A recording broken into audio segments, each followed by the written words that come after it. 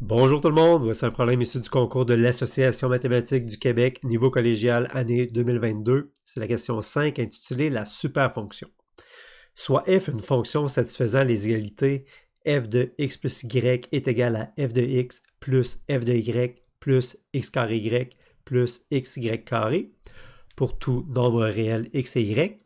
Et on a également que la limite quand x tend vers 0 de f de x sur x est égale à 1. On veut montrer d'abord que f de 0 est égal à 0, ensuite que f' de 0, on veut le calculer. Ensuite, on veut trouver l'expression de f' de x et finalement trouver l'expression de f de x. Comme d'habitude, je vous laisse faire pause, prendre un moment pour essayer de résoudre ce problème et lorsque vous êtes prêts, bien, on poursuit. OK, ici, je pense que le plus dur, c'est de ne pas se laisser intimider par le problème et le prendre morceau par morceau. Donc, commençons par la partie A, montrer que f de 0 est égal à 0. Et pour ça, on peut jouer avec notre égalité, notre première égalité, et on peut remplacer x et y par les valeurs de notre choix. Si on veut faire apparaître f de 0, il me semble que ça serait le fun de prendre x égale 0, puis y égale 0. Et on va regarder qu'est-ce qui se passe. Donc, si on prend x égale 0, y égale 0, on a que f de 0 plus 0 est égal à f de x qui est f de 0, plus f de y qui est f de 0, plus x carré y qui est 0 au carré fois 0, plus x fois y au carré qui est 0 fois 0 au carré. Et là, f de 0 plus 0, c'est f de 0. Nos deux f de 0 ici, on peut les envoyer à gauche. Donc, on va avoir f de 0 moins f de 0 moins f de 0. Et ici, les deux termes, ça donne 0. Bref, on se retrouve avec moins f de 0 qui est égal à 0. Et là, ça implique que f de 0 est égal à 0. Donc, on a démontré la première partie du problème. Ensuite, en B, on veut calculer f' de 0. On veut calculer la dérivée, le taux de variation instantanée, évalué en 0. Et pour ça, j'imagine que cette limite-là va nous aider. Et on n'a pas grand-chose pour s'aider ici. Ça va être difficile d'essayer de dériver cette fonction-là en utilisant cette équation-là. Donc, ce que je propose, c'est qu'on se réfère à la définition de la dérivée. La définition de la dérivée évaluée en 0.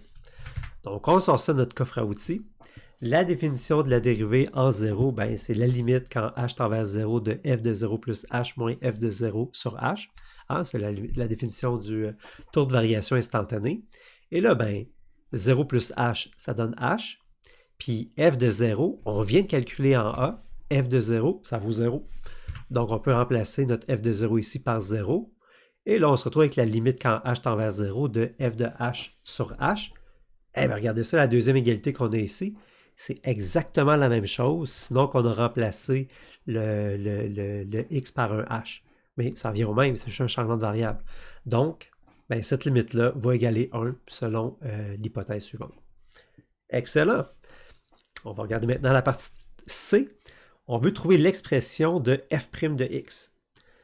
En B, on a réussi à calculer f' de 0 à l'aide de la définition du taux de variation instantanée. Probablement qu'ici, ça va donner un résultat intéressant également. Donc, on va essayer d'utiliser la définition de la dérivée pour calculer cette expression-là. Donc, allons-y. f' de x, par définition, c'est la limite quand h tend vers 0 de f de x plus h moins f de x sur h. Et là, il y a quelque chose d'intéressant.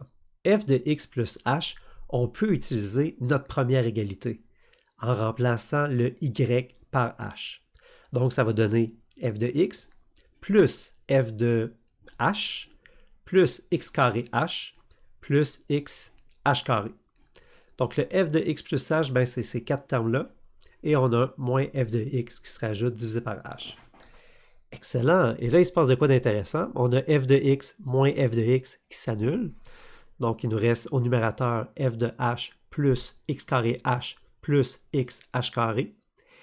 Et là, on retrouve, comme dans le problème précédent, f de h sur h qui semble apparaître.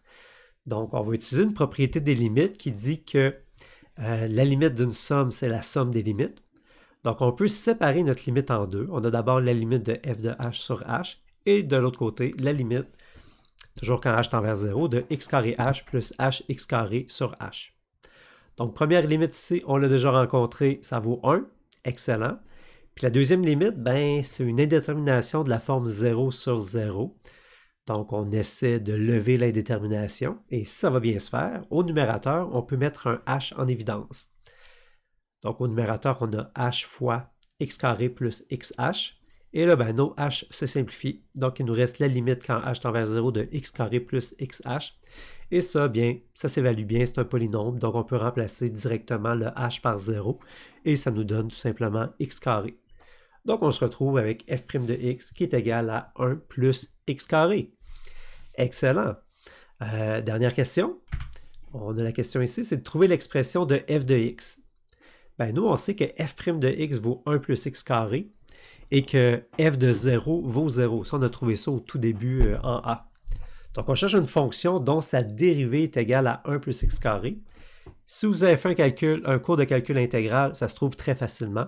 Sinon, ben, on peut y aller avec une forme d'essai et erreur et on réalise que la fonction x plus x3 sur 3 fait le travail. Alors, on peut vérifier. Si on dérive x, ça donne 1. Et si on dérive x à la 3 sur 3, ça donne 3x carré sur 3. Les 3 simplifient, il nous reste x carré, qui est la valeur ici. Et on a bien que si on remplace le x par 0, 0 plus 0 à la 3 sur 3 donne bien 0.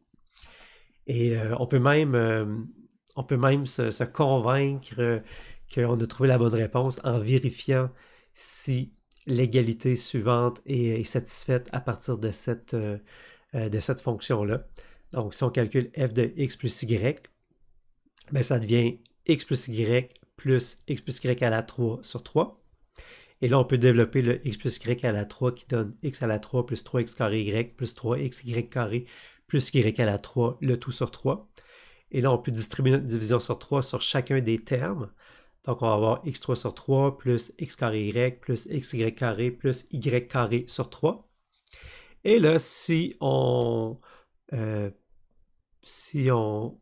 regroupe notre x avec x3 sur 3 ensemble, en utilisant la commutativité de l'addition, et pareil pour les y, donc plus y3 sur 3 plus x carré y plus y carré. Ben ici, x plus x3 sur 3, ben ça c'est f de x, puis y plus y3 sur 3, c'est f de y. Donc on a bien que f de x plus y est égal à f de x plus f de y plus x carré y plus x y carré. Et on a complété le problème. Et pour aller plus loin, ben ici, c'est un peu dur de généraliser ce problème-là, mais j'ai envie de revenir avec mon conseil initial, c'est de ne pas se laisser intimider par ce genre de problème-là, d'y aller avec les outils qu'on connaît, puis d'essayer de voir s'il n'y a pas quelque chose qui fonctionnerait.